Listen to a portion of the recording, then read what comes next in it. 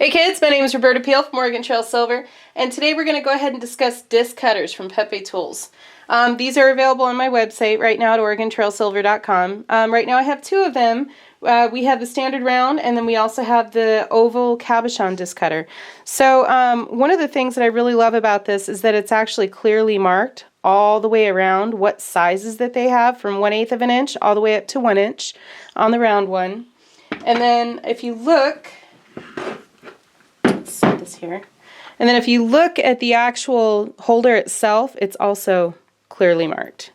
So you almost can't not figure out which one's which for which one of these holes. You don't have to stick it in and size it. And then we also have the cabochon one, also clearly marked. My favorite thing about PePe Tools, made in USA.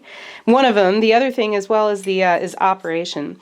So it's a fairly heavy disc cutter. I really like it because it's somewhat hollow on the bottom, which means that it's not too heavy, but it's just heavy enough to do the job. Most disc cutters that you'll see are going to have a lever that lifts, and you have to kind of turn it out of the way every time you change sizes. This knob right here makes it really easy to open and close, and I love that.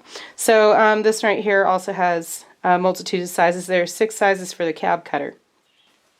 Okay, so we're going to go ahead and start with the round disc cutter. I'm going to show you guys how to punch out a disc. It's similar. The process is exactly the same for your round one as it is going to be for your ovular one. Now, your silver has got to be hard, okay? This is not going to work if your silver is not hard, all right? The reason why is because soft metal tends to burr much quicker. I do want to point out also that these tools, these disc cutters that PePe Tools makes, they're only rated for 20 gauge. We're using 18. I tend to bend the rules a little bit, so use thicker gauge at your own risk, but they are rated for 20 gauge. This, again, is 18. So we're going to start off with, we're going to punch a smaller hole. When I go to make a washer, like unlike cutting out just a regular disc, like this one right here that I had cut out, if I wanted to cut out a washer, I'm going to need some extra space. So we're going to start with the smaller hole. Let's do, say for example, 7/16. We'll go from 7/16, skip a couple up to 11/16, just because I think that's going to be more aesthetic. So the first thing I'm going to do is I'm going to insert my silver in. This is fine silver. Keep this in mind when I do this. And I'm going to take a shim of the exact same gauge. I prefer to cut off from the pieces that I'm using, since I roll all of mine from ingots anyways. And I'm going to shim it exactly the opposite. I'll show you what happens when you don't. Let's say I went ahead and tightened this down. Can you see how it's not level? Okay. Or if not, trust me, it's not level.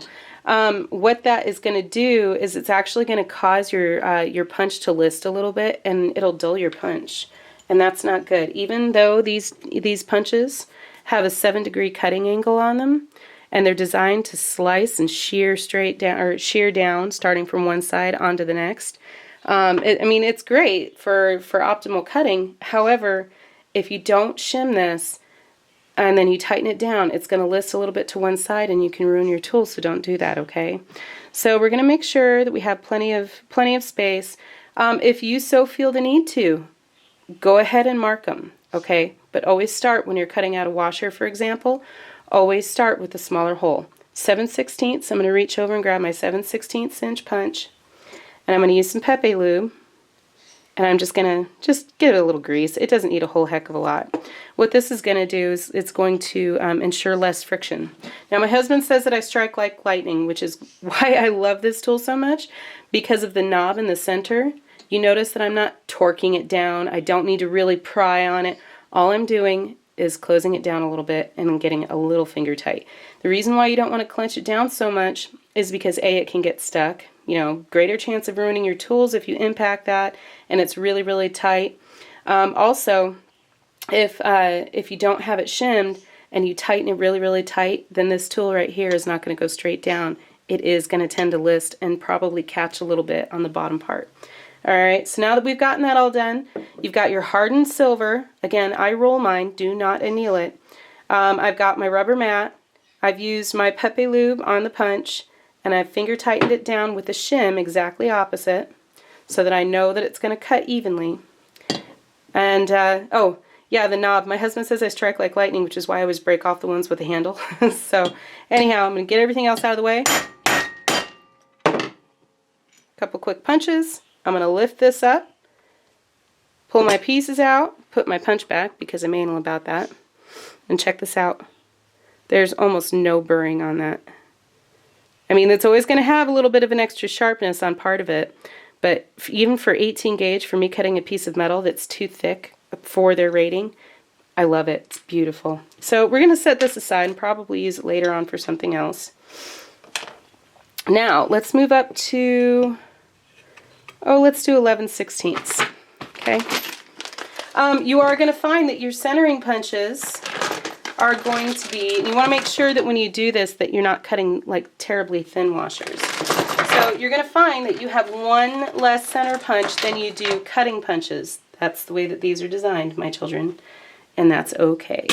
So what you're going to want to do, so I'll stick my shim on the other side, is loosen this up so that you can fit your pieces in, your shim exactly opposite from the punch that you're cutting. And now what I'm going to do, see if I can make sure you can see this, is if you look straight down, I'm going to set my centering punch in and give it a little wiggle, maybe even a little turn. And then I'm just going to tighten it down. Little torque, nothing major, and pull that out. That's going to give me a beautiful washer. Okay, what this thing does is it actually forces what's available through the center of the hole and yet still lines it up. Okay, so same process all over again, only this time we're going to use an 11/16.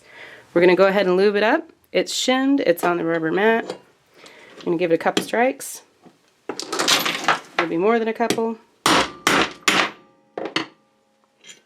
Lift up and out of the way, and there you have it.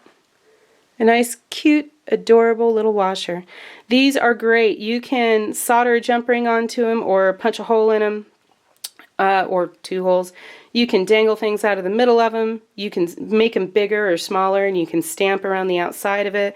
You know, let's say you wanted to do something that says, you know, love is eternal, and stamp around the outside of maybe, for example, a larger one. So anyhow, those washers are really, really great. So that's how you cut a washer, and that's how you cut a disc, with using your PePe tools. Disc cutters, same process exactly for the oval ones. They do not come with centering punches, I am sorry to say. Maybe in the future. Anyhow, you can get these on Oregon Trail Silver at www.oregontrailsilver.com, and I hope that that helped answer some questions for you guys. Let me know if you guys need any help, have any suggestions or questions. I'm always happy to accommodate. Have a good week.